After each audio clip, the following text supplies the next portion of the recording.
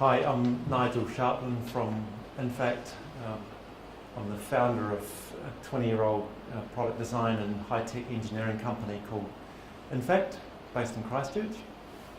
And we've been working to commercialise science from the lab bench and also new ideas for entrepreneurs and for technology companies, taking those ideas and science opportunities from end user needs, so going out and doing empathy work and understanding really what's required for making a product that's going to deliver on that set of needs for the customer, through requirement specification and to concept development and ultimately out into a manufactured environment and supporting those products in the market. And as you can see there, over the years we've done quite a lot of different types of technologies, but they've all been really quite focused on high tech, so integration of engineering, electronics, hardware, software, firmware, mechanical engineering, and a lot of work in the sort of ruggedization area, making them good for environmental conditions. And those applications have been, to a certain extent, into the agri area, mostly in forestry. And I'd like to take you through 3 examples of the work that we've been doing in those areas. So Fibergen is an organisation that I bought into back in about 2005. It was started by Carter Holt Harvey primarily to enable that vertically integrated forestry business to segregate its wood that it was growing in forests and to by quality, as opposed to just cutting it down and getting as much volume as was required by the various mills.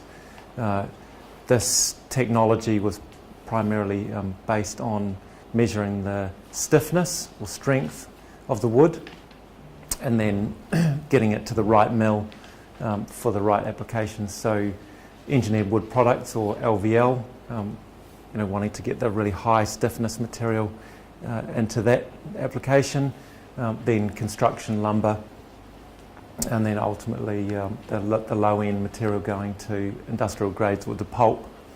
And we've developed a range of different products over the years. So there's this hand tool here, used on the end of a log. It's commonly used in operations, particularly like in the States, for example. They'll use it to make sure that they're peeling their logs to the right thickness of veneer so that they make the right product. This one here is a product that is used out in the forest for doing pre-harvest assessments. So you can make sure that you're sending the right forest to the right mill. And then there's a log grader which sits on the infeed to a mill. And then this technology here, which you probably can't see particularly well, but it's integrating that technology onto a harvester head so that you can, right at the point of harvest, take a tree stem, measure it, and then cut it to the right length and put it in the right pile so it goes to the right mill. And we're just in the process of commercialising that. And we won a 2015 Agribusiness Innovation Award. We worked with Lincoln Agritech just recently. They've been developing some science around measuring nitrate levels in groundwater. And so they had a bunch of technology that they'd built into a prototype and done a little bit of testing. And they got involved with us, and we took them through a process of evolving that into a manufacturable product that they could produce at the right price. And they've just started selling that equipment now. The third and probably really exciting technology area that we're getting into at the moment as a business is customising sensor technology for IoT applications. So essentially, and I've got a little model of one here so I can explain it. So this device here is a sensor. It's got ultrasound sensors on the front of it, and basically you can mount it in a rubbish bin and measure the level of rubbish, or you can put it in a tank and measure the level of water or oil or whatever other material in the tank, or you can put it in a silo, for example, and measure the level of grain and that sort of thing.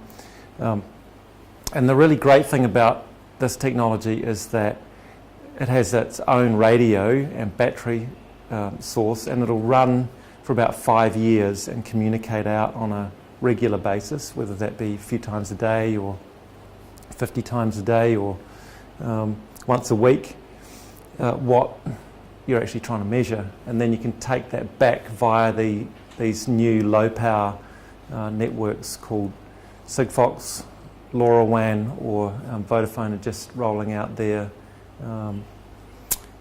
narrowband IoT platform. And these sensors are really only just starting to come into market now, but they're quite transformational because they're very low cost, not only to manufacture but also to operate. We're all very familiar with these devices. These are high battery consumption, high bandwidth devices, and we charge them and pay for all the data that we consume. These are the exact opposite of that. They're very low power, low bandwidth, low cost to operate devices. So we're looking for applications across a whole lot of different sectors to bring these to a place where business operators, whether they be farmers or small business operators or large corporates, they can actually start collecting data that they've never been able to collect before, and then start making really much better business decisions about what they do on a day-by-day or moment-by-moment basis. So that's pretty much all I had to say today, but has anybody got any questions? Is that something that someone's asked you to design, or something you're doing yourself, or what is this? Well, it's evolved probably over the last 12 months. We got involved in a little bit of what IoT might be able to do for different applications, and we've ended up actually we're just doing a startup now to be able to supply devices to industry.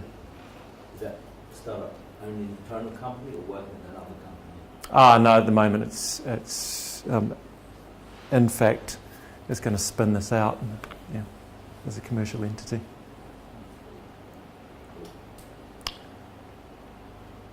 Yes. How many people in the company? Sorry? How many people in the company? In fact, there's 12. 12. Yeah, and so we've just got myself and a couple of other investors coming in to start our IoT company. Apart from forestry, any other sectors? Are you looking for sectors, or are you focusing on sectors? in New Zealand, it's kind of, you've got a wide area of sector work. So, we could be in medical for one project, agri for the next, and mining for another. So, it just depends on what comes. But the technologies are quite similar, and the problems that we have to solve are quite similar. So,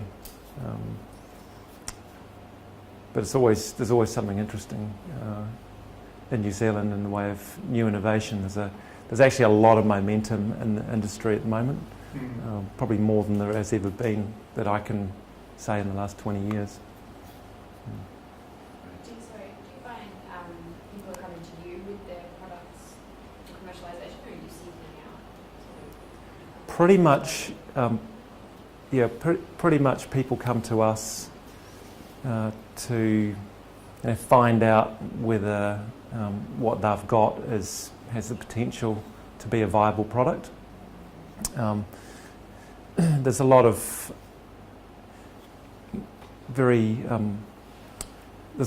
diligence to be done at the front end around validating the value of the customer need, and then how to translate that requirement into a product, taking that through a process that has the right checks and balances along the way. Because a number of ideas, they look really good at the start and they get into the first stage, and then there's something that's just going to kill them because there's another technology emerging, or the value of the need is never going to support the cost of producing the device. All these devices you're showing there, they're all single use, single focus, I suppose. Well, this device here, Your devices. this has ultrasound, it has tilt, it has a GPS device, it's got Bluetooth, so there's multiple sensors in this device. Yeah, it's IP69K, so you can actually water blast it.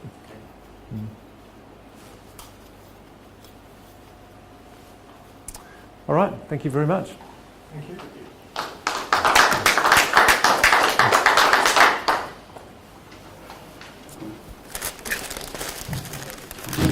I'd love to talk to them. Oh, Are yeah. you free now? I was just going to listen to Evelyn, actually. Okay. Okay. Evelyn, you will need this.